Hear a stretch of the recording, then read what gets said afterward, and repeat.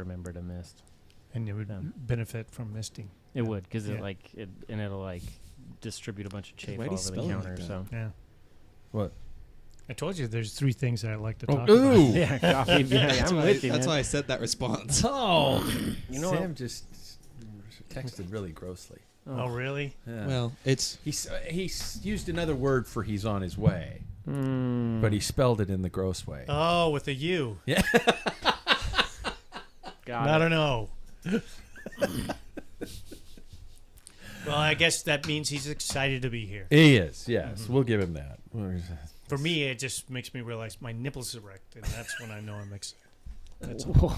whoa. We are live and we were recording. Before we begin, let's start out with some mentions of some great stuff, you guys. Packfiller online store is doing very well. Not literally. Well, no, it is literally. But we are moving merch, shirts, mugs, caps. The hats are here. They're behind David, if you can see them on the fridge there. Socks, stickers, and even jerseys are in stock and ready to print and send. Check out what's available and show your Packfiller pride. These are what we call limited runs. Or kind of how we all probably felt on New Year's Day. As we make them all, I make them all. Who am I saying we? I make them all right here, so get them before they're gone. And next off, untapped maple, pure Vermont maple syrup is the core. Clean energy is the result. If you haven't tried it, you're missing out. Easy to digest. Great flavor options to replace that muck you've been ingesting in your rides. That really thick stuff. If you have to pound half your water bottle after your gel, it's not the right stuff. And their Stroop waffles are truly a work of art, especially with your morning coffee. Next off, Athletic Brewing. That's right, non-alcoholic brew is the best thing to hit in 2023, and Athletic was first. They're also the best, if you ask me. Great flavor profiles, variety, and some great causes that they support, like trail maintenance and trail building and all that wonderful stuff. Use the link at Packfiller and get in on the healthy drinking movement.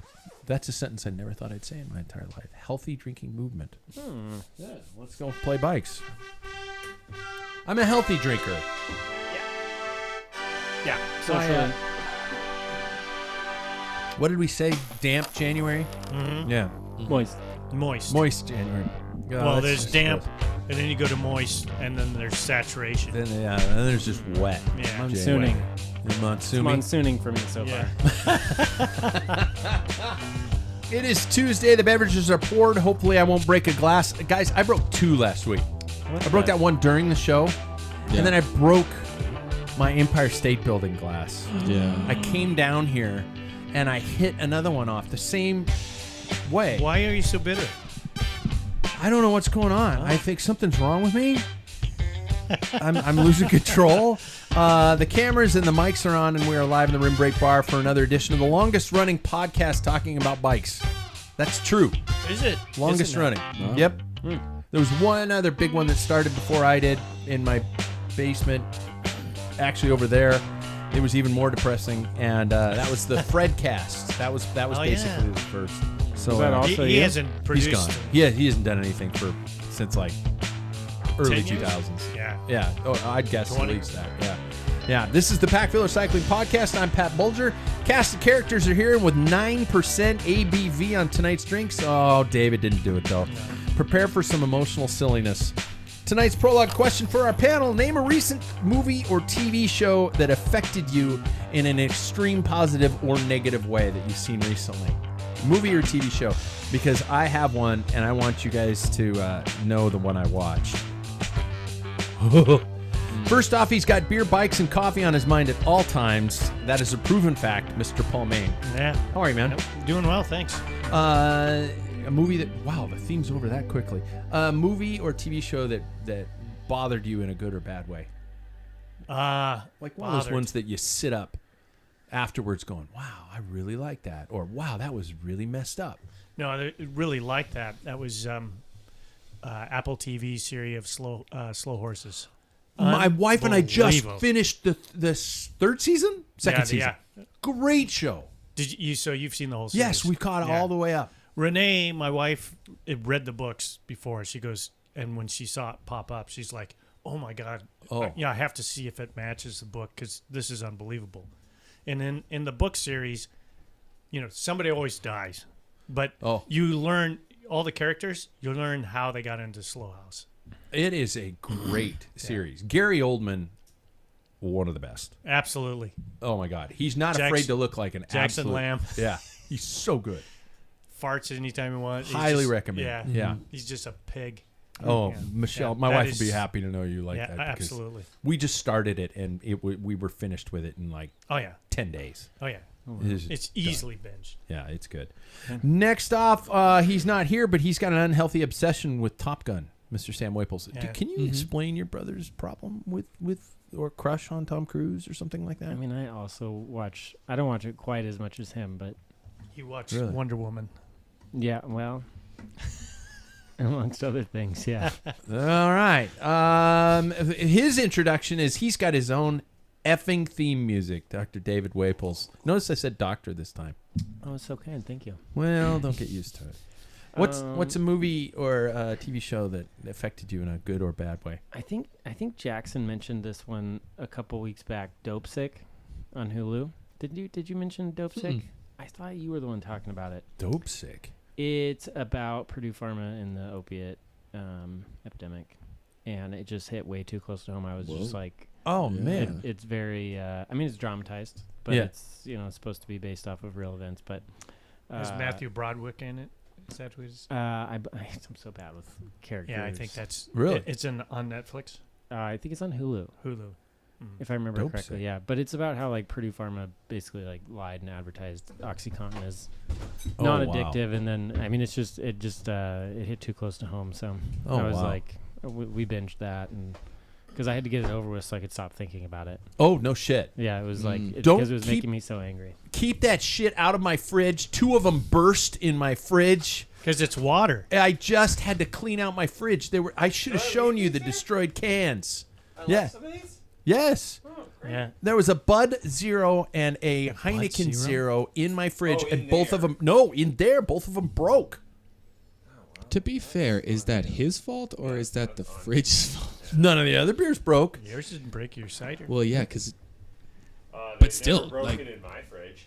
Well, that's because you probably drink it all. Sam's here, everybody. Yeah, he's making all the noise. He's drinking this crap garbage beer. Sam, has there been a movie or a TV show that has affected you deeply in one way or another, like positive or negative? Like you stay up a while afterwards going, what the hell? yeah. What was it? If you say Top Gun. Okay. So I think like first like visceral response to it would have to be, well, if you didn't cry during Ted Lasso. I haven't Then you seen have no season soul. 3. Oh yeah, amen to that. I must be a robot. Oh man, Sam's a season robot. 3 I just like tears were just pouring. I'm like covering my wife's eyes. I'm like, don't look at me. So wow. It's But- okay to cry. Yeah. It's okay But, to cry, Sam. It's okay. No, it's not. Did you ever watch that movie like Boy in the Striped Pajamas? Oh. No. Oh. That. Oh, Yeah. really? Oh. That one tears you up. Wow. That is bad. Okay. Okay. Next off, he's got tickets to Arizona and permission to enter the Tour de Bloom, Mr. Jackson Bolger. It's like Yep. independent Jerry. Everybody drink. Yeah. I'm excited for all the upcoming plans, this year. Yeah. Movie wise, though, to answer our question, Yeah. I recently watched with my wife. We watched the new Hunger Games movie, The Ballad of Songbirds. I'm and reading Snakes. that book right now. I will say, as somebody who majored in acting, Yeah. especially at the end, because there's a huge twist at the end that I was like that my wife was like, you're gonna be shocked at how it ends, and Really? I was very much like, whoa, I did not expect this to happen. But there's a point near the end where he doesn't the main character doesn't say Corleone Snow. Yeah. Yeah. The guy who becomes Donald Sutherland. It's Yeah. like, wait, what? There is like a maybe 10-15 minute scene where he doesn't say a word, but he has an entire emotional and character change, and he doesn't say a word the whole time. Oh, and it's like God. like I said, as somebody who studied acting, it's like, wow, that is really powerful and like very well thought out and like studied the character inside and out. I really recommend It's this not movie. going to end happy, is it? I'm not going to tell you Because But- Well, he I'm not. becomes He becomes who he is. So you know that. But the thing is, okay, I'm not lying. I'm not going to lie. I'm listening to the book while I'm on the trainer. I've got it on Audible, and I'm loving the book. But the whole time I'm going, I'm actually gaining sympathy for the villain, and I'm starting to understand why he did the things he did. For example, the song that Katniss sings, "Are you going to the tree?" You find the origin of that song, and then Katniss sings it later on, and you understand why he's pissed off at her for singing the song. It's like the end is a crazy, It's a great crazy point. effing book, and I'm gonna watch it as soon as I finish the book. Like I said, you would appreciate it because studied acting and everything. Yeah, but yeah. it is Isn't it like like 2.5 powerful. hours too. It's worth it. Movies, I like know. that are I just made going it through crazy. true trainer rides before this ass clown at the end of the table had paid $20 to rent it for 48 hours instead of $25 to buy it. So I didn't get through it. You know what? Save That's $5. all I do anymore. I buy the movies. It's $5 difference. Yeah, and I would have paid the $5 difference. I have massive regrets, like Jurassic World. I bought Oh, horrible piece of shit movie. I mean, but like Piece some of of them, like shit if movie. you're, but if it's that High close, students. I would still Yeah, buy it's it. $5. even if I it's bad. bought it. Yeah, We so- bought it. Yeah. Oh, sorry. Introductions. Me, I've got 10 pounds to lose. Me Pat Bulger. too. And I'm going to say this. My wife went to bed early because she got the COVID booster this weekend, and she was feeling like absolute garbage. She got COVID and flu, both one go, and so I'm like, okay, I'm going to watch a movie. So I'm scrolling through, and I found the movie Hereditary, which I have not seen, and none of you have apparently seen it. Jackson, have you seen I've it? heard about this Have movie. any of you guys seen it? It is a horror movie. It is kind of a ghosts, occult kind of a thing like that. I finished the movie at 11:30 p.m. I was up until 1:30, lying flat on my back going, what the hell did I just see? Oh my God. It was so messed up. It's like one of the scariest movies of all time in a lot of people's books. Really? Yeah. It's brilliant. It's a the horror acting, movie? yes. I don't The think that in my acting life. across the board, unbelievable. But it messed me up. I just think about it right now, and it messed me up even more. And now it's like going, my algorithm on Netflix and all that things is going like, well, you should watch Saltburn next, which I hear is really effed up. And then they said you should watch Midsummer next. I've heard Midsummer which is is also crazy. really effed up. Yeah. It was. So there we go. I don't Yeah, like those. I said I needed to lose 10 pounds. I lost at least 1.5 pounds watching that movie. in tears or Just Sweat. just walking around the room going, what? I was, oh God, it was so gross. Okay, gentlemen, talk to me. How's your cycling life been over the past week? Now that we're 13 minutes into the show. I'll go first. It's been great. Good? Yep. You were just saying, I think we were live when you said that you were weights and... Yeah, I think I said it just prior. Strength I've been and? trying to do weights and then strength, or ride and then strength afterwards. I think that's just a good habit to continue with. Yeah, Yeah, that's what I've been doing. Nice. Okay, NA boy. Are you dry January? No, dry-ish. not even close. David saw Saturday. Okay, Saturday was our best friend's birthday, and so we celebrated by going downtown, and I got a couple cocktails. You know, like it was okay. Yeah, it was good. A couple cocktails. Yeah. So is that, are you still recovering? Is that why you're drinking this? And by the No, way, I am do gonna have not- several of our sponsors' beers. Well, I didn't Athletic know Brewing, that. in the fridge. I You didn't keep know bringing that. over this absolute. Well, I'll drink that next. Heineken's not German; it's Dutch, not right? Dutch. It is. Yeah, it's Dutch. Yeah. It's fine. It's Um, basically flavored water. How's your cycling? It's good. So I'm doing Tour de Bloom, right? And because of drink. I'm taking baby sips here now. When you guys Because keep of that, in this race. I was like, well, I don't have enough time in my life. I've now started the basement bathroom project that I'm doing. And Just a urinal. No, that would be great. Yeah, full bathroom, laundry room. But I was like, I don't have enough time to do all this. So to make a long story long, I'm like, how do I make up for that aerobic fitness and other aspects of my life? So I did Monday. You know, that's strength training. Yeah. But I've been walking to work. No. 30-minute walk in the morning. You know, it's nice, easy. Heart rate's probably somewhere around the 140, but it takes me like 30 minutes to get there. Either I will walk home, bike home, or get a ride home. But it's nice. Like, I mean, just like it's all about just getting a little bit more time in that aerobic state, boost metabolism, all that. But yeah, so I've been adding that in with just the rides that I've already been doing, which is 3 or 4 days a week. That walk is going to suck donkey balls on Friday.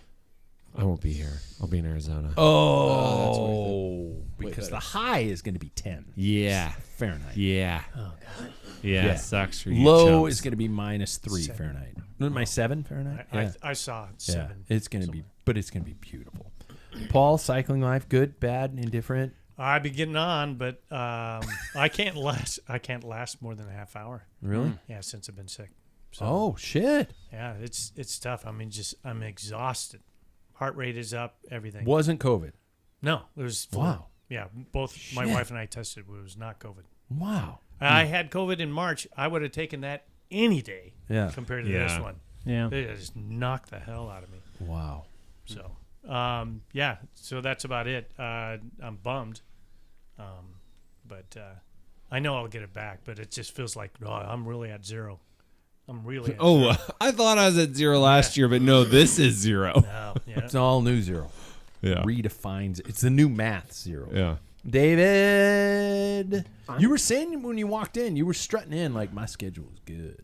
My schedule is good, yeah. So I was like starting to get tired of how much Trainer Road was having me train, and then this last 2 weeks I've had a pretty good schedule, and so I'm still doing like 5 days a week. And I thought about you on Sunday Me? because I went skiing, and then I came home and I was like, do I need to ride? And I was like, yeah, I probably should ride too. And I did another hour on the trainer. Wow. Because it's not really like, I mean, I hurt actually, to be fair. My like little muscles hurt after skiing, but it was a pow day. It was Wow. like 6 inches of pow that day. I haven't even we did, like- taken my skis out. Well, last weekend was like the first. Today would have been Yeah. amazing. We got a foot at every one of the local mountains, and it was Yeah. a Tuesday, so nobody would have been there. But Yeah. I had my 2 hours of work to do. I My took God. I took to heart what Jackson said about embracing my inner and exterior body type last week. Oh yeah. He was like, Dad, you should just be calm. You should just embrace it. You're a big A guy. large human. I'm a big guy. You're built like you're built sturdy. It's Yeah. not a bad Built thing. Arnaud different. Demar here. You know? Yeah. With a little Filippo Ganna mixed in, right? Yeah. Yeah, No, well, totally. like same body types though. Like Sagan type of body type. Like There we go. yeah. like- Yeah, God. that's right. Yeah. yeah. I have been on the guys. And I'm working on power and sprint. I'm going to do that. I'm going to embrace that. And I've been working on the bike 3 times, and I've been putting in a lot more strength training. Mhm. I'm doing I'm doing the work. I'm not baby stepping. That's a movie reference. What about Bob? And I'm doing the squat challenge in my office on weekdays. And today I did 280. Jesus. Yeah. It's crazy. And the weights, and Sam's gonna give me shit. My shoulders are feeling a lot better because of the strength training. Yeah. I can Crazy, actually right? sleep on. I can sleep on my side for more than about 6 minutes now, Wow. without slowly rolling onto my back like an old man going.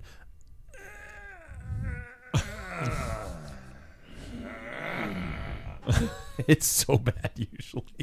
It's like, you ever like in a movie theater and you put your arms up onto the sides of the chairs. I'll do that when I'm in the theater or something like that, watching a rehearsal, and then I'll have to almost grab my right arm and pick it up and bring it over back down because That's it so hurts much bad. 'cause my shoulders so bad. But they're feeling better now, so that's good. So that is very good. So I'm enjoying that.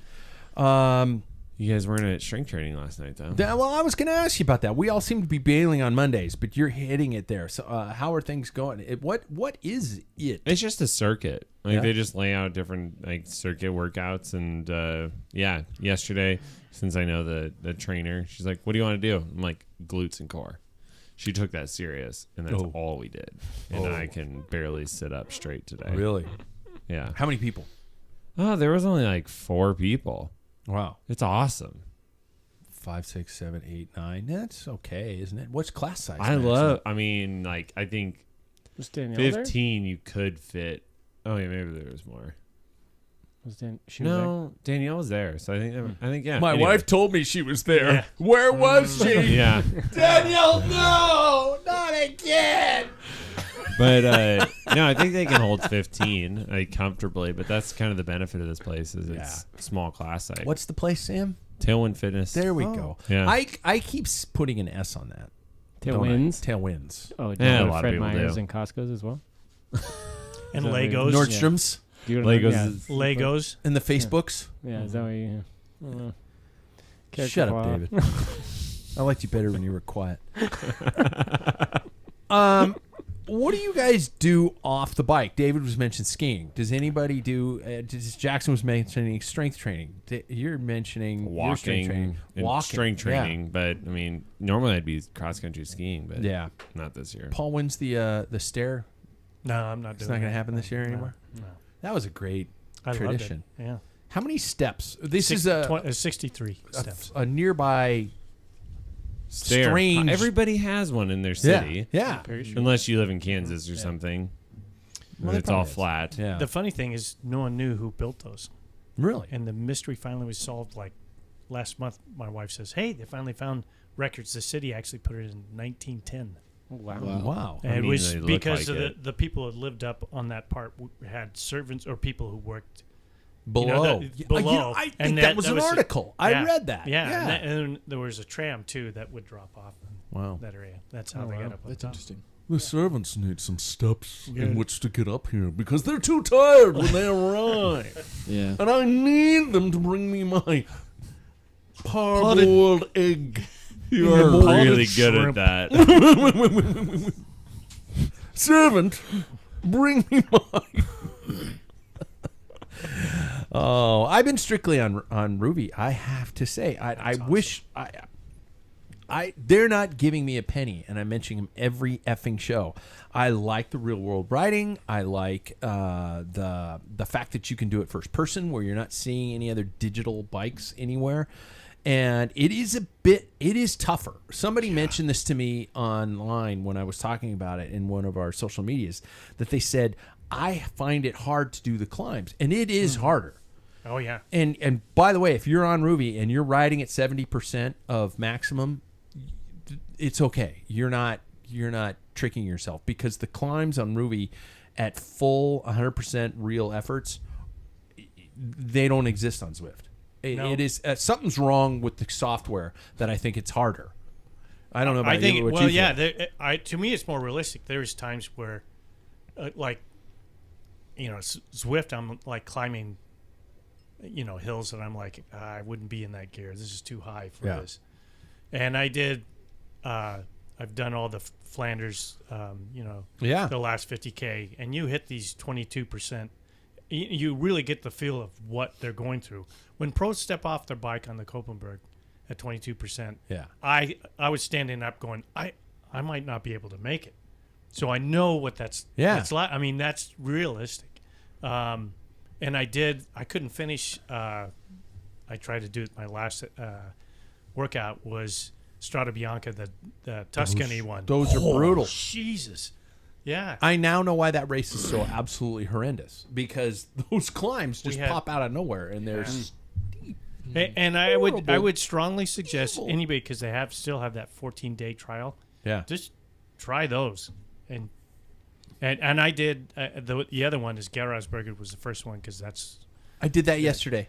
Muir. That it was that cool. was another one. And you go by the chapel. Yeah, get to the top. That's the It's finish. like, oh, that's what Paul But was that talking section is 20%. Yeah. When you get through the mall area and lower, and then that section right before you get there, it's like, oh my god. And you can do what you guys are doing, the lines watching. I'm doing an Andy Schleck's base training program right now. I did a speed workout, and they're good. You can follow the line if you want. It's lines and movies, okay? Yeah, Currently, you can't. I'm I doing- don't think you can minimize it and just leave the lines up and watch a movie. Watch Top Gun. Currently, I'm doing lines and John Wick. So Oh, it is on Netflix. By the way, that's my next series. Sounds like a horrific drug problem. I'm doing lines in John Wick. yeah. Honestly, those would go together. Yeah. The John Wick series is good. It's so good. By the way, David, I instead of renting those movies, I bought them. Well, they're on. They're Netflix. free for Yeah, Netflix. Well, Oh, free because you use your mom's. Nice. there's a joke in there. There is a joke in there. Is anybody trying anything new for your preparation for 2024? Jackson, are you doing anything new, or is it I mean, not to be repetitive? It sounds like I'm being repetitive. No. Strength is repetitive. yeah, I mean, it's really just the strength of it all. I am trying to commit to that just because I think that has been severely lacking within my past few years, and I find that now I can sit in a position on the bike that feels more relaxed in the shoulders, but a lot more like powerful through the legs and everything. So I'm happy with how it's going, and I think that I don't know. I saw something the other day that was like, in 4 weeks you'll feel results, in 12 weeks you'll see results. Oh. So it's like, it's one of those things. It's like, it's so hard to wait for that stuff. You're like, man, I'm a month in. Why don't I instantly have a 6-pack and I'm jacked? You know. But it's one of those things that I'm just sticking with because I do feel. It's been over 4 weeks and I do feel the differences. So it's been something that I'm very happy that I picked up, and I'll probably continue the same regimen year round. Sam, you mentioned a training camp in the spring. Yeah. You threw it out there. I think we've done this every year for people who have been on with this show, except for when I was doing it alone. As a collective group, we've always gone like, hey, we should do a training camp, a 3 to 4 day training camp. That'd be fun. Yeah, let's do it, bro. Yeah, we got the dates. We're doing it. Oh, I can't make it. I'm not going to be able to be there, guys. I can't make it. My first question, and Paul, you did one last year. You did your Arizona trip. No, it it was Springs, in right? California. Palm Desert. Because this that got me is thinking when California. Jackson said he was going to Sedona, and I was like, are you bringing your bike? Are you bringing your bike? No chance in hell. That's too bad. No, it's not. I like not bringing my bike on vacation. Who are you? How long are you gone for? It gives me anxiety. From the, I want to say like midweek, first week of April to that Sunday. So I'm 5 days ish. Mm-hmm. Yeah, it's just like one of those things. It is where a it's lot like, of work for 5 days because if you travel all that, you're probably gonna get 3 days of riding ish. and it's a Plus vacation. his wife wants him to spend time with him. Well, and I No, want he to wants spend time with them. You know. Yeah. No, So- I agree. Yeah. Yeah. No, I didn't mean that as like, yes, dear. No, I know. I just wanted to clarify. Yeah. Yeah.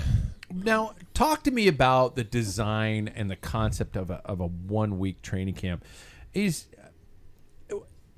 like, for example, what would you do over those? Because we were talking about like 3-4 days. Yeah.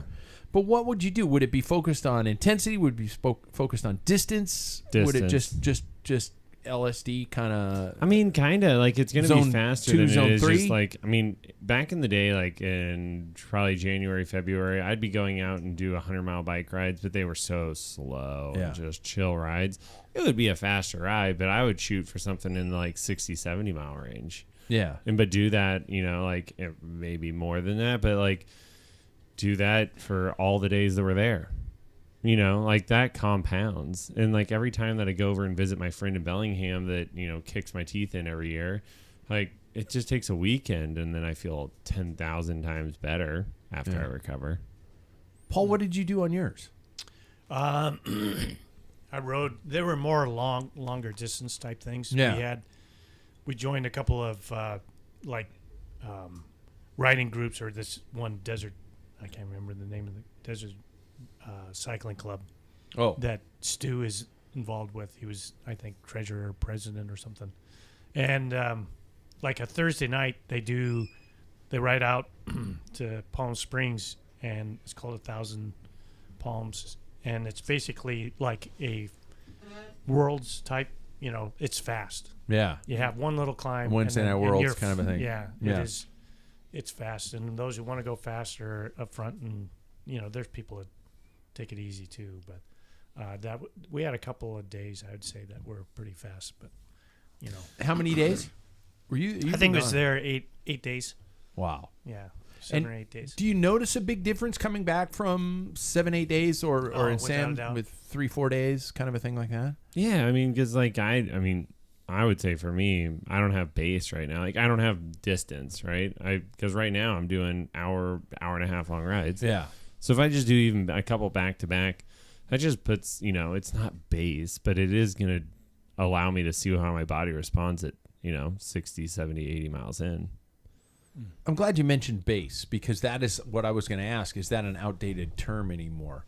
Is a mileage because Paul, I keep thinking of our days when it was junk miles and you didn't touch your big chain ring till March. Yeah, yeah, and it was just was hard miles. Yeah, well, you just rotated them. I mean, we did that too. I did that. But I think that like base is for the 20s. Like you don't have time for base when you get older. Yeah. Like who has time to go out and do, like 5-6 hour rides, in your 30s or even later 20s, hold a job down, marriage, or a significant other, whatever. The mile heads are going to be texting me immediately. Yeah, I know, but hearing this. I welcome it. I'm just like, that time has to come from somewhere. I'm a firm believer in it. And so it's like right now I can dedicate 5 hours a week on my bike and then just do a couple longer rides in the summer and I'm plenty fast. I think for me, to me, a training camp, if you do it, it's a change of environment from where, you normally train. That helps.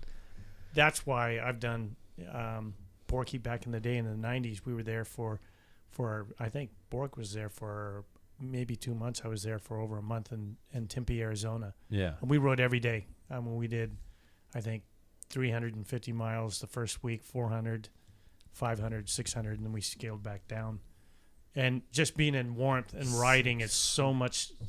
You come back rejuvenated. Yeah. And that was my decision to go down to Palm Desert, is because I wanted sunshine. Even if it was 40 degrees, it wasn't going to really jack me up until you start riding in 70 degrees. You're in shorts, and it's a different thing. But you did a 600-mile week. Yeah, we did. Yeah. Oh my crap! I thought that was cool last year. I had that 420-mile week. It was. No, crush your dreams. Hashtag 420. We had nothing to do. See, we had no obligations. Yeah, That's awesome. None of us lived. We got a hotel. We had no furniture. We slept on the floor. I mean, that's what a training camp You is know. to me. We had a TV that was 4-inch black and white screen TV. Oh, jeez. I mean, I ate beans and rice and cheese and. That's exactly what a training camp is to me. You just like separate yourself from everything else and just ride your bike. And I mean, beans and rice, kind of. Occasionally they'd go out to a piano bar at night. Oh, there we go. Yeah. Dance to the We found a good Oh, coffee yeah. place there, dance too. the two steps with all the sweet honeys in the neighborhood. Oh my god. I agree, though. I Where- agree with all that. Where would be your realistic yet ideal training camp location? San Luis Obispo. Where? San Luis Obispo. San Luis Obispo. That's where I went last year. Jackson. I don't know how bad I really want to fly with my bike. Yeah, that's what I mean. So I think maybe like I don't know. Maybe I spent a lot of time in Portland, obviously, so I know a lot of riding there is temperate year round. But okay. maybe like So is it at the canal? maybe like a west side of the state. So Yeah. Okay. yeah.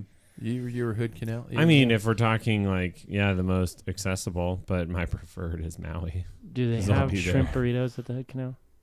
what is it with you and the shrimp Probably. burritos? It's so good.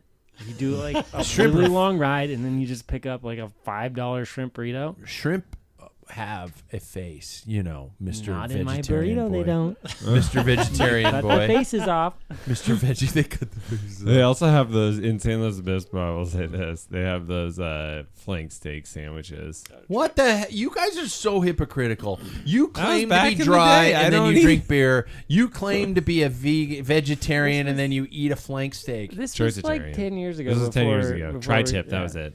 Tri-tip steak. Tri-tip oh my sandwich, god, yeah. those were good. You guys would destroy. I can have it those. anytime. Yeah, Yeah. me too. Yeah, I could have it tomorrow. You guys would destroy those. I'm gonna have it things. tonight, just out of spite. Is anybody taking into account any dietary considerations, like being like trying to maintain a low calorie diet or trying to restrict yourselves in any way like that, or I'm just asking this for a friend. High CO2. High CO2. Something that I've been thinking about, we haven't really changed our diet. Diet is not something that I plan on changing soon. I actually work out as much as I can so I can keep my diet. Right? You know? But I will say recently I purchased myself some scratch recovery. So like little like things here and there just to like kind of support my active lifestyle. You know, I think I'm trying to think about that. On the scratch bell. It's all good. Still there. Scratch. There, we got our money's worth. But I guess they got their money's worth if we're really saying it. But and then like I don't know, just like high protein things here and there. It's not really changing anything, but it's just thinking about it a little bit more than I did prior. You know? Yeah. I don't know. I don't want to change too much because then I'll get stressed out again. But no, that's what I've been doing this year in general, is just not necessarily worrying about it, because I mean, usually this time of year I'd have downloaded the calorie counter and I've been logging in my food and all that kind of stuff. But this year I've just been kind of like, one of the great things is actually my wife and I have a food delivery box that comes with all the ingredients, and we make it, you know, and stuff like that. And it's a larger portion than we need, but what's great is it makes it just enough for the two of us, and then I have a little bit for work the next day. And at lunch the next day, I've also been kind of cutting back what I do. So I'll take a little bit of that leftover and like an apple. And I'm surprised at how I'm actually quite okay. I'm not hungry, and those kind of things help. Thank you, sir. I love that, though, because it's like, realistically, who in this room is going to be a professional cyclist within the next 10 years? I'm hoping. You know, aren't we all hoping? Yeah, Got my application in. But it's like, it's great that we're not letting it like completely dictate our like enjoyment of life. Yeah. No. I do follow a written schedule for drinking, unwritten schedule for drinking. I don't know about you guys. I'm gonna peel back. I mean, I was drinking on podcast night and then like Friday night. That was it. Yeah. That's what I still And try then to in do. December, it just went all to hell. Wow. In the first part of January. One day. Yeah, you're right, though. I I haven't been that many days to January. I hold back from drinking until 5 p.m. That's my rule. Wait, that's it? It's not days? That's always been your rule. It's always been the rule. Nightly news comes on, I can have a beer. That's when I come. Wow, Yeah. you are trained. It's like then- Pavlov's dog. And then I will allow myself 2 ounces of bourbon, and I will drink 2 ounces of bourbon a day. I'm not lying. I have a beer and 2 ounces of bourbon every day. Nice. You know, it doesn't really matter. I mean, I'm not a nutritionist. It doesn't really matter though how close you're being on like all your nutrition. If you're having that amount of alcohol It's 2 drinks. a day, It's within 14 drinks a within week. The recommended amount. what is for a it? meal. What is it for men, David? 2 a day. That is the upper Yeah. limit. to prevent liver cirrhosis. I mean, Yeah. you know, we're not talking about So I got that going for speed me. on a bike. We're just talking about the liver. Hey, speaking of which, I want to ask you guys about your bad habits. We got to pull back the curtain. We got to reveal our inner soul about our bad habits, and have other cyclists agree with us that you know are slowing you down in terms of cycling and lifestyle. First question: sleep. How much sleep do you get on a regular basis? Be honest. Jackson's looking at his watch. Oh no, I was just looking because I got a text. I'm really bored right now. No. Yeah. I'm actually sleeping with my eyes open. No, I try to get 7 hours of sleep on work nights. On weekend days, it's way more. It's probably like 8 or 9. Okay. But if I don't, is what it is. There you Sam, what's your average night of I sleep? miss those days. Honestly, up until I came back from Switzerland, I was 8 religiously. Okay, But it's good. like ever since then, I just can't sleep anymore. I don't like I'll go to bed at like 11 and I'm up at 4.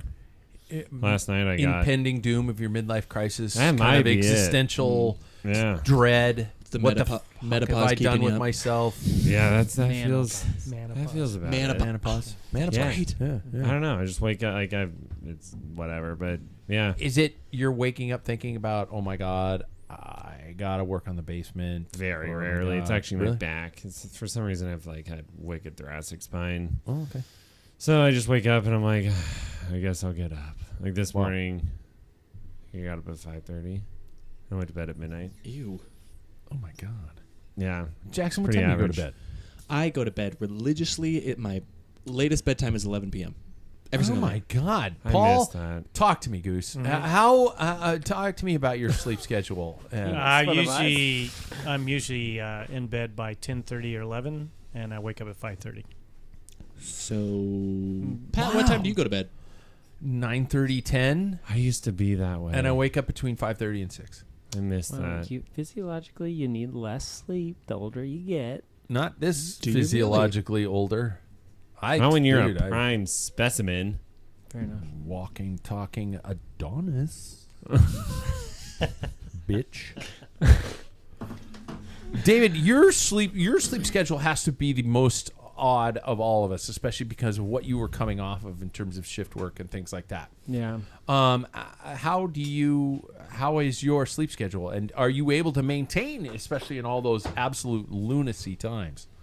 Because we know this affects performance. Yeah, when I get into nights, I mean, there's no way I can perform well on a bike when I'm doing a prolonged stretch of nights. Like, you know, because you get 2 days off on the weekends. Yeah. You're going to flip, and then, like, you think you're going to all of a sudden be fast when you're supposed to be asleep.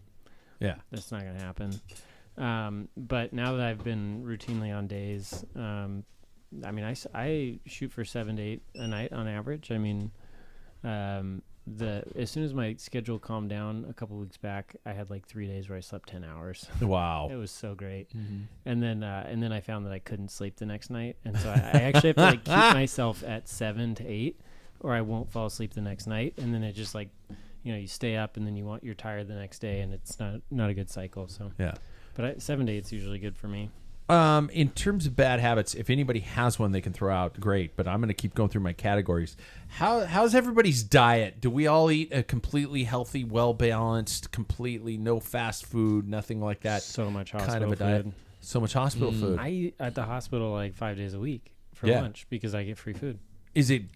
It's the irony. I'm going to ask you: is a hospital diet not healthy? Oh, absolutely not. Why? I don't know. It's cheap. Like I had a salad today, but it was like I Processed. call it ranch soup because I like put more ranch in there than anything. And then Ranch soup. yeah, and then you know they have hot stuff. It's fine. It's just super salty and Yeah. and that's why I take acid reflux meds every once in a while. It's because of the hospital food. When I don't eat there, I don't get acid reflux. So I need to ask you after this for what you take for acid reflux. Just, you know, yeah, for a committed friend. For a friend. for a yeah. Yeah. I will admit I work in the industry where I have never seen more pizza and donuts floating around the building. Yeah. It is absolute lunacy. So I don't go to any public areas because I don't know if I really like donuts that much anyway. yeah. But they're always around, and or the Costco muffins or something like that, where people Those cut them are into quarters. excellent.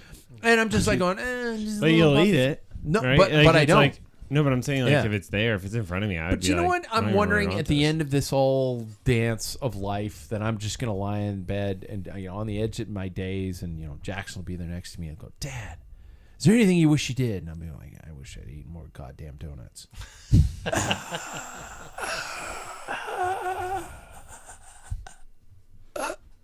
That'll be my last word, because it's just like, how much faster am I from not eating a quarter of a donut in the break room? No, it's moderation. Like you can have a donut. You just can't have donuts every day for breakfast. So you're giving me shit about a beer and a whiskey every night, but yeah, alcohol. Well, I'm not having the donut. not the calories. Yeah, But I'm it's not having the it's donut. The alcohol. key word was moderation. That's not moderation. Some people would say 2 days moderation. There we go. Some would say I'm that. one of those people. Is anybody on a? Actually, no. Let me. In terms of your training, are you guys? David sounds like the only one who's really adhering to a Monday, Tuesday, Wednesday, Thursday, Friday must do. Sounds like the rest of us are all kind of logging in, looking at a cool workout, and going, "Yeah, that looks pretty brutal. I'll do that." What? He got that from me. Are you set him up following- on Trainer Yeah, but Road? you- But are you Yeah. following Monday, Tuesday, Wednesday, Thursday, Friday? Whatever the algorithm says, I've had you to have to do change it. the days a couple times, but the ride stays the same. It's Really? like, oh, I don't have time on Monday. I'll do it on Tuesday. Really? But I follow the same program. I have for months. Yeah, I have. I could tell you what I'm doing tomorrow. Wow. Let me show you. No. I You think want we me all to believe whip you. it out? Not Yeah. interested. No. Okay. Yeah. It's a lot of watch, Jackson, just to let you know. You kind of log on and think about what you need to work on and then pick, right? Yeah, so usually what it consists of is I know what my strengths are, and I know that it's that burst of power, that 15, 20-second burst of power, and that's probably my best quality. And so what I'll do is typically when So I'm... you're working your strengths? Well, let me get to where I'm going. Sorry, I'm excited. It's okay. I get it. What I do typically is I'll pick maybe one of the 3 ride days as like a sprint or like short attacking type of day. And then the other 2 days will be working on that longer sustained power. Weights is every day, and then the rest day is a weight day. So I never really have like a weight day or a rest day during those 4 days. You're doing weights every day? Every single day. God, I got a lot of work to do. But I'm only doing it with a 25-pound kettlebell. So really, is That's it like a lot? Yeah, but I'm not out there, bench pressing. So Yeah. Well, you're missing out on massive gains, bro. I know. I gotta wait those 12 weeks, as I Have said you before. tried Joe Rogan's? What the fuck is Joe Rogan pushing on TikTok? I want to find Joe Rogan and punch him in his nuts that have I shriveled up to grapes. Completely agree. Except he did suggest one song that I did really like. Oh well, that's So, fine. yeah, That's fine. I'll take that. That's fine. Speaking of which, supplements. Does anybody supplement their diet with vitamins, with anything like that? Jackson, you do? I take a daily vitamin every day. You do? And then I don't know if this counts as a supplement, but as I mentioned before, the scratch recovery every single day is kind of like Every day. Well, not every day. I will say one thing I did say earlier is I like the taste of it so much that sometimes I work out just so I can earn that. It's delicious. What flavor? Effing Yeah. delicious. What yeah, flavor? it's just chocolate. I have I the just, chocolate, I yeah. just, it's I just mix classic. chocolate I like with it my more. coffee, and it is awesome. But that strawberry one hits in summer. Oh, Yeah. yeah.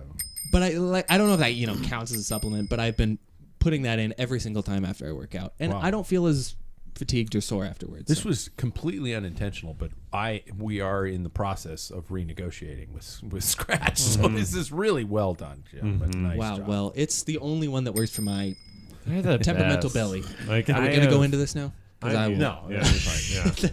yeah. But anybody? No, Paul, I, you shook your head. do.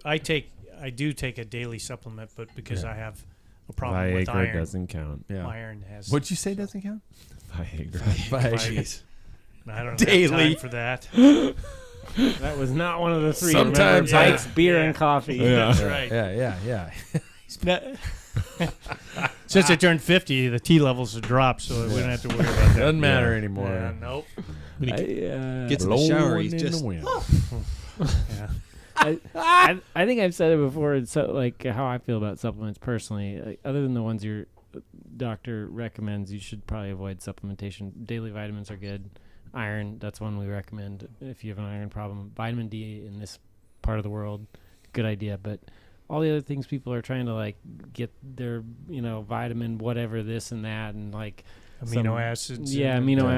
Get it in your diet. Yeah, you can't even verify what you're buying is actually what's advertised. There's nobody regulating that stuff. So, Wow. but things like recovery drinks, daily multivitamins, those are good. I'm taking My- a daily multivitamin.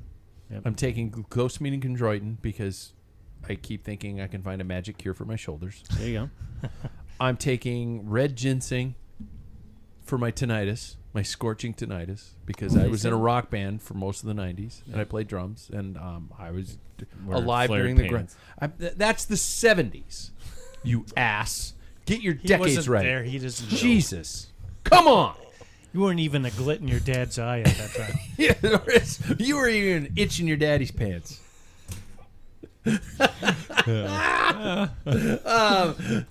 And so I've damaged my ears horribly. I realized that the day that David and I were on the same output for our headphones. He's like going, "Why is it so loud?" Well, it's because I'm deaf. Okay. How about what you know about your body? Does everybody in this room know their FTP? Mm-hmm. Paul? Well, I no, guess I FTP. do because it based off of the 1 hour test at the 4DP or whatever it Yeah. said I did last year. Everybody in this room know their maximum heart rate. Not anymore. I haven't done that in a few. Actual or just I calculated? can make pretty good guess. Yeah, calculate 220 minus your age. Yeah. So that's what I use. Yeah, because it's generic enough, and I think I can get it higher. I haven't used heart rate in like 3 years, so I don't Anybody know their lactate threshold? No. know. Mm-mm. Mm-mm. It doesn't matter if you're an Okay. amateur. Yeah, exactly. Right. It is what it is. I'm going to ask the most important thing, and this is where you're all going to be truthful with me. How many of us stretch on a regular basis? No. Liar. Jackson, you stretch on a regular basis? Yeah, I make an attempt to stretch every single time it's before I lift. So every time before I lift, I try and Like, stretch. what kind of a stretch regimen? Just so I know. So after playing soccer for so many years, I have a couple of those stretches that I still do. It's obviously not, I'm not opening up my hips. Do you do the thing where you lift your knee up and flop That's it why to the side? that's why I said That's I'm such not, a cool thing. I'm that not only opening soccer up my players do. hips. Yeah, I'm not doing stuff okay, like that's that. the opening up your hips. Yeah, yeah, Okay. yeah. I don't do stuff like that, but like I'll lay on the ground. Yeah, I'll do Baseball like stretch, just the do a big star on the ground. But things like that, I have about maybe like a 5-minute thing that I do. And Okay.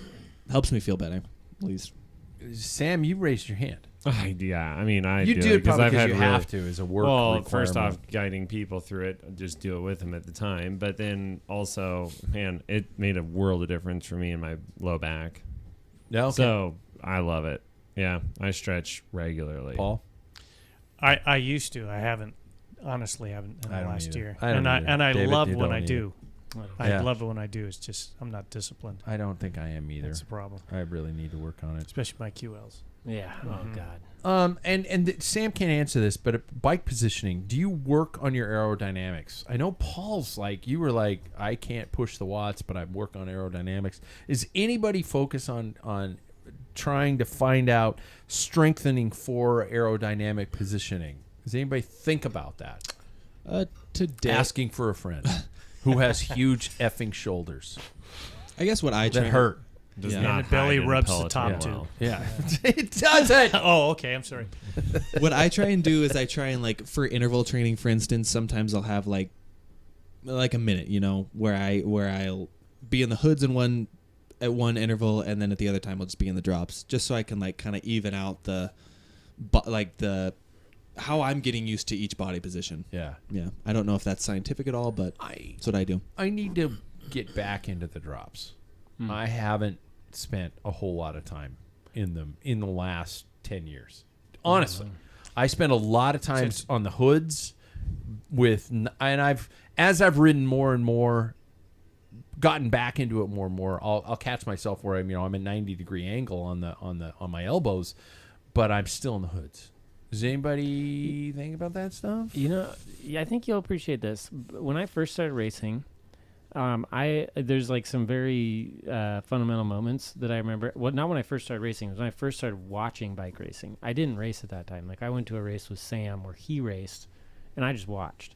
It's like, Go, brother! I was just like, let's see what this is about. so proud of you. I want to be like you What was that? up. That would have been Cascade. Oh yeah. And I think nationals. I went to nationals Mhm, not in like Salt as a Lake. participant, just because I wanted to hang out with Sam.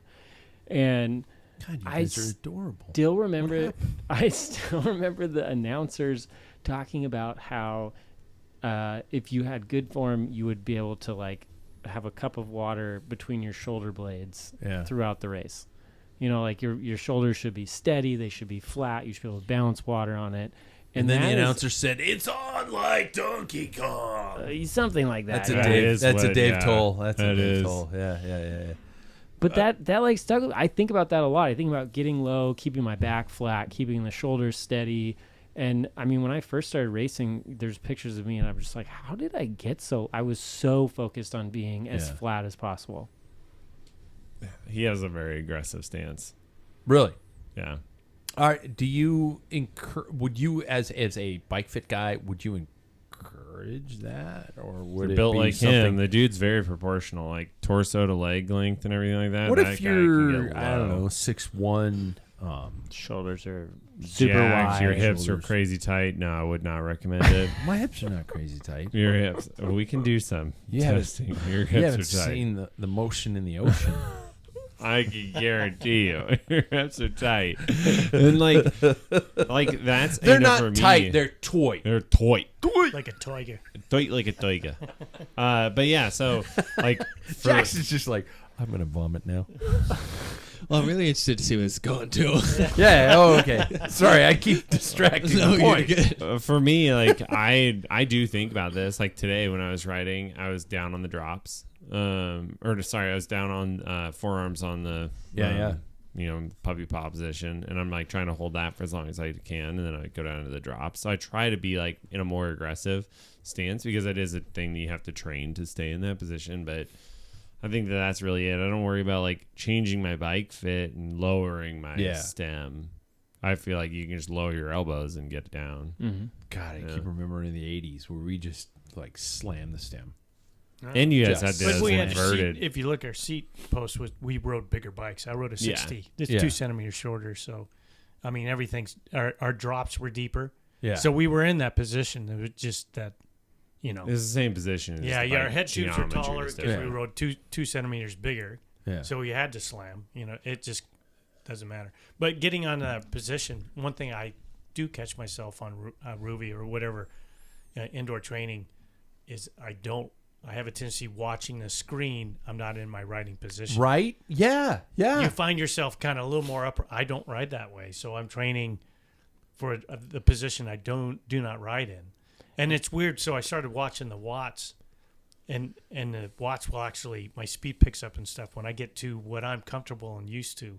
Down It's- low. Yeah, down low. Really? But I'm straining my neck because my TV sits a little higher than I would on the road. Yeah. So, and that's where I thought, nah, I gotta just suffer to look up every once in a while. So, Okay, be honest. How do you focus on mental training? Does anybody in here just focus on mental self-care, on mental strength, on anything like that? Jackson, you nodded right out of the gates.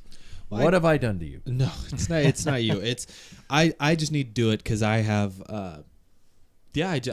I go through anxious periods, and Yeah. so I think sometimes I just need to tell them. Like over the last year, I've really let myself know that like sometimes some of those days are going to come around, and that's okay. I'm allowed to have those days, but like when it comes to the cycling part of it, like confidence, I think in this sport is a huge key to any sort of success, and just being able to tell yourself like, no, like you're in the right spot, like you deserve to be in this race. And sometimes you have to tell yourself like, no, like you deserve to have the win.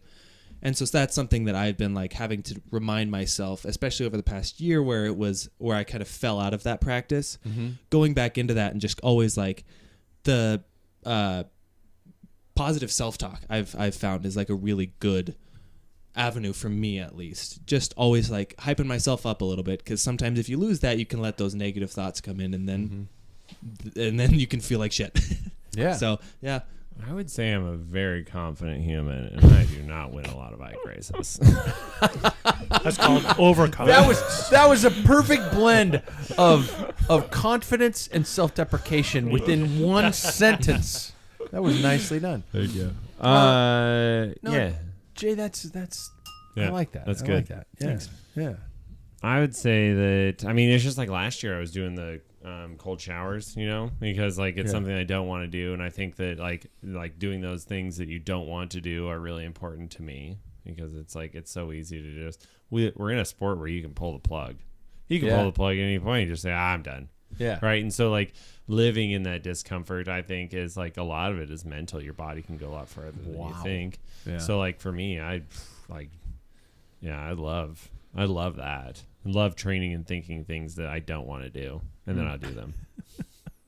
So, riding the bike for me is taking care of myself mentally. Yeah. I feel like I've said that on multiple occasions, that like that is like, I think my job is so draining that I get on the bike to recharge. So, I mean, if I wasn't between mountain biking road biking and cross biking, I always want to do one of them. So, like, to me, that's what I look forward to. Yeah. Is getting on the bike and out of the world of my job.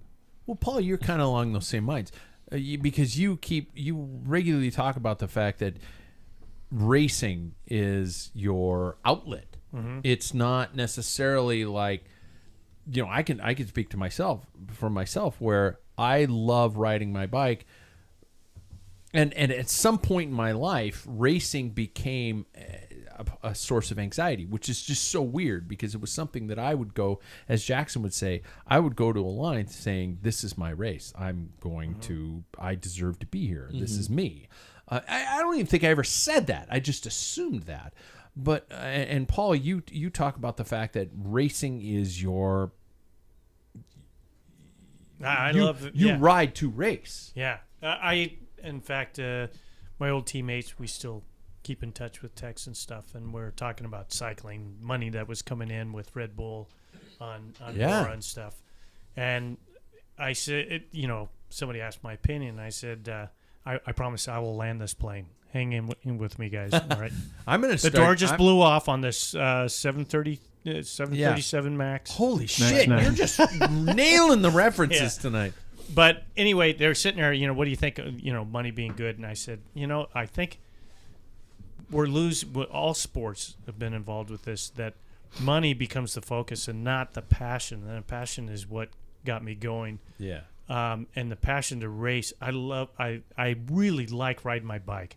I love racing. That is why sometimes I don't feel like riding my bike, but there's a race is what I'm aiming for, and that's what I love. Even when I get my teeth kicked in, there is something about that intensity, the adrenaline's pumping, trying to make split decisions. It's like what my dad, and I'll make this quick. My dad died in December 11th of 2015. The week before there, I went and I talked to him. I didn't know he was going to die. We just had a conversation about life, and he was talking about being a fighter pilot, and I was talking about racing bikes, and he goes, they're exactly the same. Wow. Because you know your weaknesses and your strength, and you use your strengths against other people's weaknesses. You wait for that moment. You try and get people to, make a fault where it opens doors, that type of thing. That is what fighter pilots.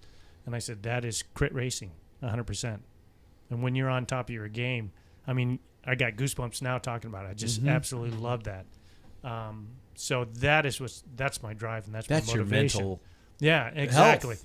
And so I always have doldrums from October, November, December, because there's no race schedule. Yeah. Even if I can't do it, then now that races are coming in, it's like my mind's like, oh, I know this course. I know this is what I would do. I can't wait. And that's what feeds my soul. And that's what keeps me motivated and, Wow. going on. Anybody get to the start line? Just asking for a friend. And and have the voice going, you don't have to do this, you don't have to do this. I don't know why. It's come back. It is something that came to me in like the last 15 years.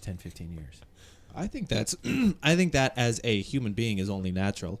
I think that you show up to a place, especially where in a sport where you compare yourself so heavily to other people, that showing up and saying, do I belong here? Like pretty much asking the exact opposite of what I was talking about earlier. I don't think there's anything wrong with that. I do that. Yeah. And it's like I said, it's the sport is built on comparisons, and I think that it's just a part of it. Yeah. I think in your case, you went to the top very fast. Wait, we're not talking about me. No, this one person, your friend. Oh, yeah, your friend, right? Yeah. That they were at the top, and it was so easy, and then all of a sudden you got other distractions in life. Yeah, and yeah. then because you were on top at one point, now it's like a judgment. People are like, oh yeah, he's not even, he doesn't have any more, or he's not. Yeah, it's unbelievable how with cycling fitness, you can maintain it once you have it, but if you let it go, it is a mountain to try to reacclaim, and it's just an interesting process. Anyway, I'm going off topic, so but there we go. talk to me about setbacks. Paul brought this up, and this was a good one. And I'm trying to keep track of time. When you're in your winter or even spring training, and something happens, a physical thing, Random block of nights. Yeah, random block of nights, atrial fibrillation, crashes. Yeah, Jackson, you're dealing with, you dealt with those. Sam, you dealt with the big one in Hawaii where you took a slice out of your arm. God, I was in such good form. Yeah. Too. David, your incident with the driver. Yeah, fortunately, it was at the end of the year, but Yeah, Paul, moving for F's sake. Life. Yeah, how do you guys Marriage. That's a a good good one. thing, Yeah. right? Yeah, but it does. it's a training But, yeah. setback. It is. Yeah. How do you guys deal with those types of setbacks and knowing that you're going to show up at the start line not where you wanted to be? I mean, it's tough. Like last year was like, I think setbacks is an interesting word to use for it, but I think my crash was definitely like, God damn it. Should Should we call them God damn it's? yeah. Well, Yeah. I wouldn't say marriage was a goddamn it, but like, Oh, yeah. blessings. I think that life. Well, no, I My think first one I Wasn't did. a blessing. My first one. God damn it. I think that life and its process can bring, just like detours. I think yeah, Oh, God, that's so much better. because I think that Detours. over the last year, the crash was definitely a setback. I don't want to use that as a detour. That sucked. Just in all aspects of it. The bike was gone, the fitness was gone, even the body hurt all the time. And Yeah. coming back from that, we talked about mentality. That is a ball of wax that is just an endless one. You can never take that apart, because once you crash and then get back into another race at the exact same level, you don't trust anyone anymore. You don't Gun-shy. even trust Yeah. yourself anymore, and that sucks. And so, like, when we showed up to Missoula, I had all these hopes, and then When you jump back into a race that's 10 times harder than the race you crashed in. right, and so it's like I had these hopes of like maybe doing something productive, and then just all of that. I blame all of that fitness loss off of my crash. It was just kind of stripped away, and it felt a little weird. Wedding wise, though, I think that was what. No, I was looking for the scream sound effect, but then you mentioned wedding, and I'm like, Oh. nah, won't do that. Wedding wise, though, and like not for the crash for sure. That sound belonged with that. Yeah. It just For- took me too long. Yeah, for the wedding though, I think that's something that is you just as a fitness or not a fitness, but an endurance athlete, you have to accept and be okay with that. Something that's very special in your life is going to take time away from that. I mean, Yeah. it was the best month of my life, and I would never take that back, even if I got my teeth kicked in by Sam Boardman in Missoula. Like I will always have that memory now. But I think that don't stress yourself out. Be okay with having these life events, because you'll never get them back. You'll get that ride back someday, but be okay with the setback there. Paul, I'm going to drop one of my F-bombs. When does next year, quote unquote, become, quote, fuck it, end quote? Never. Really? He's No. dead. No, I Really? mean, there's always, the year goes on. I had a pretty crappy year I can when put it comes that on to your gravestone if you want. Was it a crappy year? No, just fuck it. Fuck it. Fuck it. That's when bowling. you're done. Let's go bowling. Yeah. Yeah. Fuck it, dude. Let's go bowling. Yeah. Yeah, I mean, setbacks for me, they used to really disturb me. And it's funny, the reason why I kind of brought this topic up is in my 20s, it was cram session. Whether I got sick one time, I was aiming for LeGrand used to have a stage race, and I did well the year before. I knew the course. Like the crit course was my style, and I was just like totally jacked, and I got sick right before it.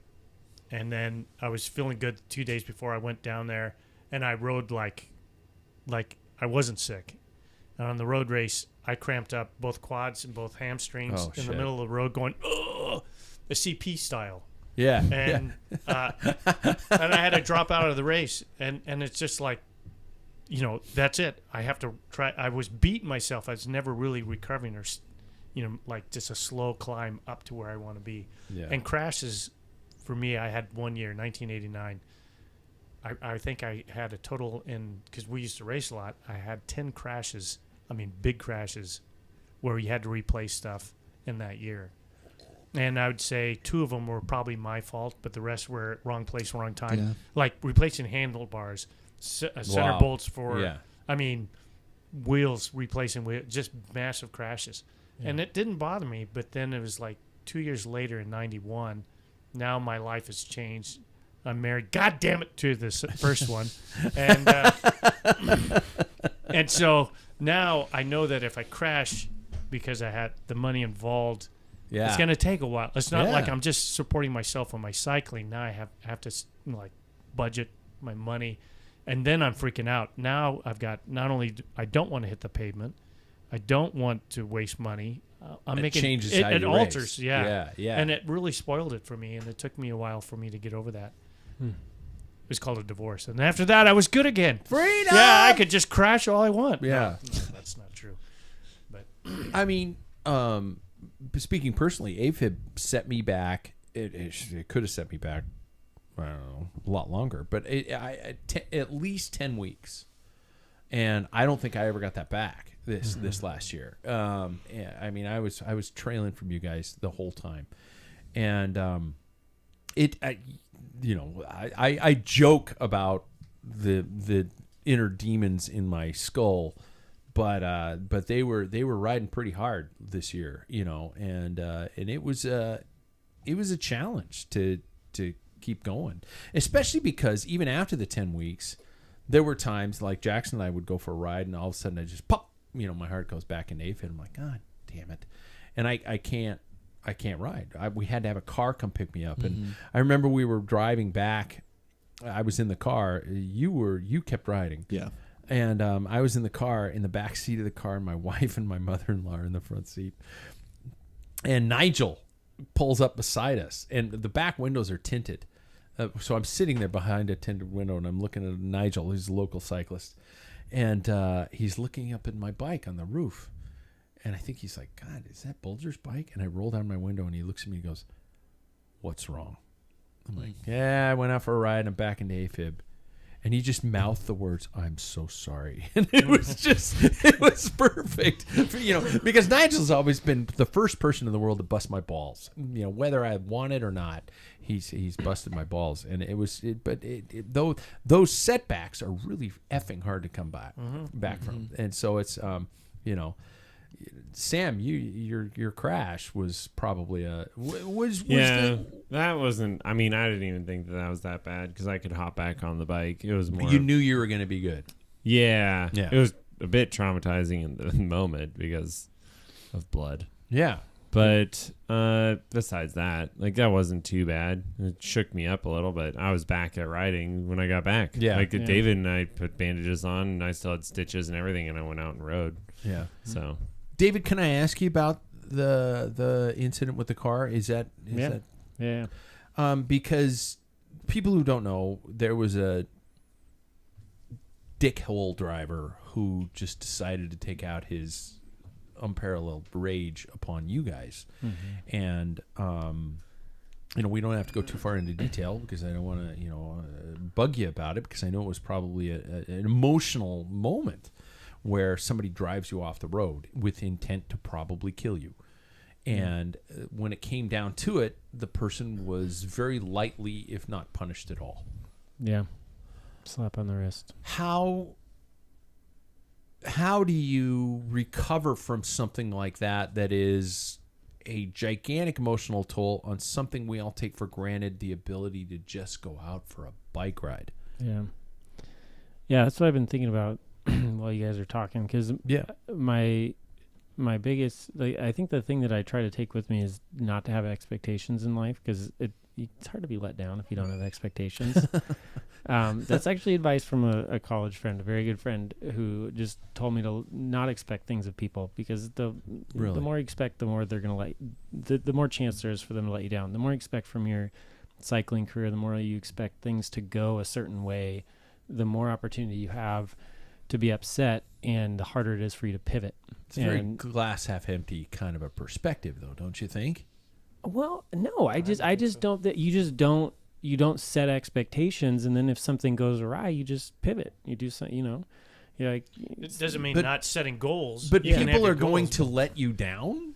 no, you just don't. It's not that you just don't expect too much from people, or you don't expect too much from your season or your ability to perform. You just kind of be there, and then when things go a certain way, you Be pivot. the ball, Danny. Okay. Be the ball. No, yeah. Be the ball. But that being Right in the said, lumberyard. what was tough about that was that it's hard not to expect people to at least respect your life and your safety and your right to exist. Yeah. So that was hard to get over it. I mean, it still is at times. We hear about people in our community dying every year from drivers that aren't paying attention, or it's usually not paying attention. There's not a lot of malicious intent out there, but that's I mean, to be honest, that still takes work every single ride. That particular part takes work every single ride. Yeah.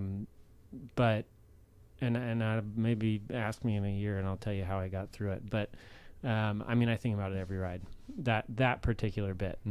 When I have setbacks in my training, when or a crash, I do think that lack of expectations of how my season's going to go, how I'm going to do in a race like Montana, I had no idea. I mean, Sam's over here talking a big game. I'm like, I don't know what's going to happen. Like, I'm just going out to race, and I feel like I was really happy. I didn't do that great. I think I got like 6th or 7th in a road race, and I was stoked with that because I had zero expectations. You sucked in the crit. I sucked in the grid, but I had no expectations, so it didn't matter. I was not let down by that. Sam, meanwhile, is at the front of the grid going, "Get the hell up here!" I was 0% let down by David that. didn't though. even, because he didn't even I was hear like, it. He was so far back. okay. So far back. Yeah. All right, let's get to our special segments of this show. First and foremost, time for Fit Tips with Bike Fit Sam, brought to us by Ambassador Cycling. Get to ambassadorcycling.com. And by the way, if you look Ambassador and cycling, usually it is full of all kinds of people like, I want to be an ambassador. But your website comes up like first or second on the Google search. By the way. Yeah. You're kicking ass. Tonight's question is about pedal to foot measurements. Did we just play which theme was that? That was The Ambassador theme? for now. I thought we played the wrong theme. Okay, I was getting really defensive. No. Hang on, I was It sorry. wasn't I the thought I heard doctor. the curtain. I thought I heard the No, curtain. you I was gotta like, have the You hard heard I was ding, zoning the out. bell. I was gonna. I'm going to my trailer. I was gonna flip a bitch. All right, continue. Sorry. What are we doing? Pedal Tonight's height? question about pedal to foot measurements, and these ones came from a pro. Since the contact point on the pedal is on the ball of your foot, how important are proper arch supports in cycling shoes? Because I have a gigantic arch. It is like a wave. I mean, it is huge, and I wear footbeds in my shoes because I always thought it was because of the foot collapsing, the arch collapsing to cause a power transfer problem. But I never even thought about how it relates to the ball of your foot and supporting that arch and supporting that pressure point. So, Sam, your theory? Man, there is a lot to this. So your foot will collapse. We've created a very rigid sole for cycling. Is why we've pretty much all migrated to carbon soles, because you don't want that extra flex. That's where a lot of that pain will come from. So putting arch support, if you don't at the very least have a carbon sole, the arch support is doing jack diddly. Right? So, like, if you have carbon soles, you're still having arch pain. Yeah, your foot's probably collapsing. And so, yeah, I would recommend probably getting an insole. Superfeet makes some very inexpensive, low-profile ones that fit in cycling shoes well. But the other thing that you can do is also just move the cleat posterior to put it so that it's closer up underneath plantar fascia, and bring it more into the midfoot, and that will also alleviate some of that issue. But then you won't necessarily, your foot won't collapse as much likely.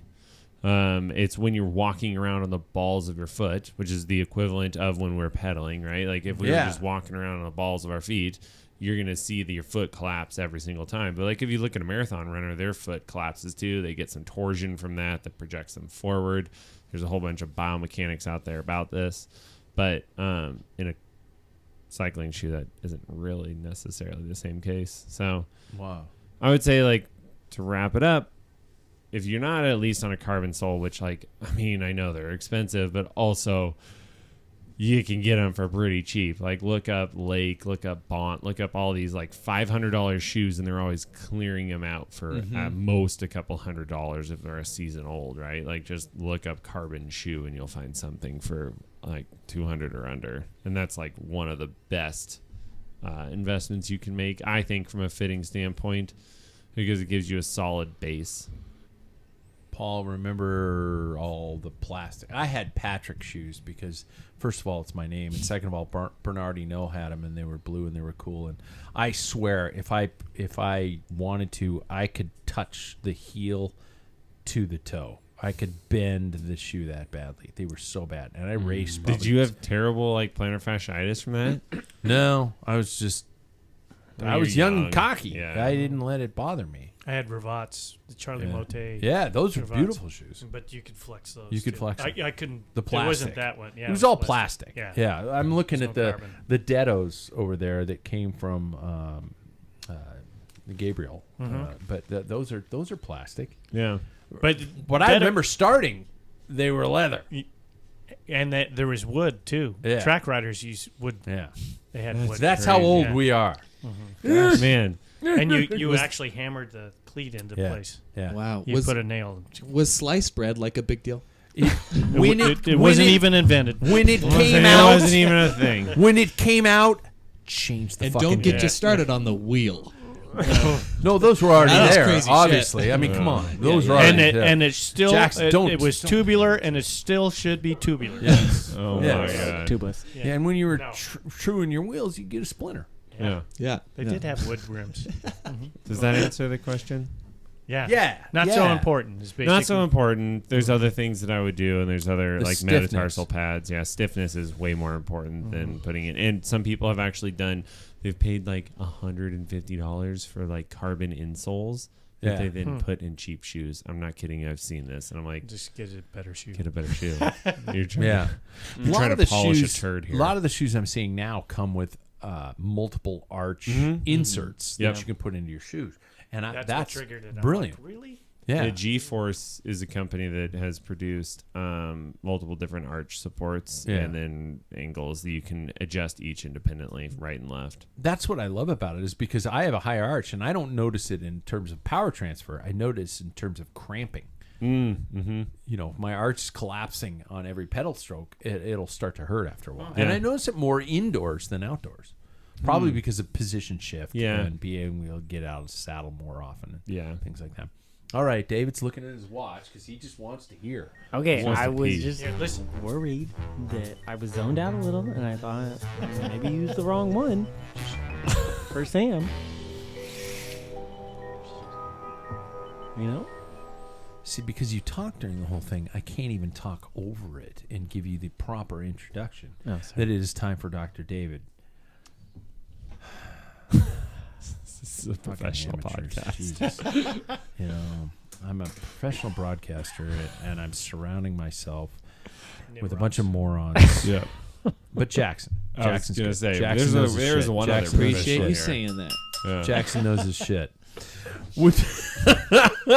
With the large outbreak of respiratory infections such as RSV, flu, and COVID, is it okay to continue training if infected? And at what point do you suggest returning? Or at what point do you suggest returning to training? And lastly, is there a potential of doing harm if you train through or return to training too early? So all these respiratory shit that's messing with our systems Yeah. is what do you think in terms of the classic? I mean, Phil Gaiman posted the other day he had something removed from his upper thigh, and he was and his joke was talking to his doctor saying, "Do I just tell him straight out, okay, I'm going to go riding on this as soon as possible. How do you tell me? How do you accommodate for that? As opposed to how long do I have to wait to train? Do you see what I'm saying? You know, Yeah, the difference maybe between I'm effing training as opposed to how long does the doctor say I have to train? So with this RSV and flu and COVID effing with our lungs, what are your thoughts?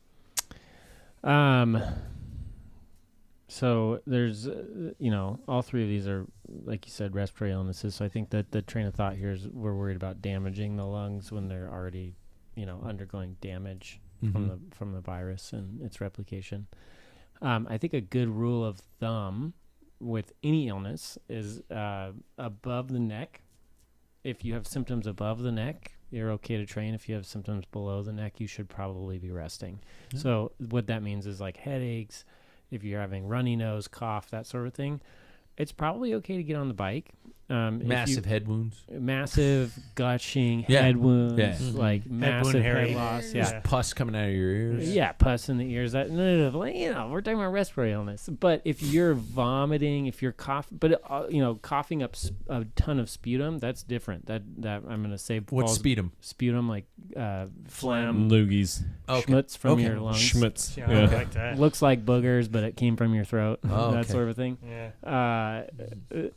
Who's hungry? Yeah. Brown, green, yellow. Yeah, okay. Those things. Okay. Fevers, diarrhea, that sort of thing. You probably should be resting. Okay. When you're ill, your body is using whatever reserve you have to fight off the illness. So the biggest thing is that if you have, if you're in the active acute phase of some sort of illness where you are coughing up phlegm, you have a fever, that sort of thing, you should divert all resources to getting better.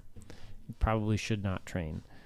That being said, these RSV, flu, COVID, they can have lingering symptoms like a sore throat and cough for weeks to months. Mm-hmm. So it's okay to get back on the bike as you're able to, as you can tolerate it. Like you understand that your body's probably still fighting something off and your fatigue levels might be higher. So you might not be able to do what you used to do. But it's okay to get back on a bike. There's obviously the portion of you probably shouldn't go training with people when you're actively ill, but if you're in your basement on a trainer or whatever, or outside riding alone, that's probably fine, but don't get your friends sick. And then risk for long-term damage. I think that the viruses themselves, and whether or not you're going to have long-term damage is kind of predetermined by your genetics and your overall health. And your vaccination status. I don't think that you're going to make it worse by exercising. So if you somehow manage to get on a bike while you're actively fevering and vomiting, what's going to happen is you're going to prolong your illness. You're not going to damage your lungs permanently, but you're probably going to prolong your illness, which is in the end just going to hurt your fitness. So in the long run, I like the rule. If it's above your But if the symptoms are above your neck, you probably find to at least train as to the level that you're tolerating. That brings us back to Hereditary. And there's a moment in that movie which is above the neck, and it really is. Is that the movie where it's like the scene where the grandma or this like old lady's like eating the kid's head? Is that the same No, movie? There's another movie. There's another movie not that eating the kid's head. That's but good. But the grandma's involved. Well, they always are. Yeah, the grandma's. All right. You guys, is this the one, Paul? Yes, it is. This is the one you like. Brings us to the end of another Packfiller podcast. I hope you truly liked coming into the studio, and welcome to the Packfiller Lounge. I'm Fuzzy Pat. You. The pink pianist. Pink pianist. You guys, I do have to ask you guys eventually about this idea that I was going to talk about tonight about fondos becoming races, fondos becoming true races. And I'll bring that up next week because I'm going to push that out to another time. So, gentlemen, thank you all for being here. Thank you. And be sure to subscribe to the show as well as our YouTube channel. It really helps with our business model. Tell a friend, give us a rating, and I guess that's it. We'll see you next week. Thanks, guys. Sam, by the way, get some sleep because you're yawning the whole fucking show. It's rough.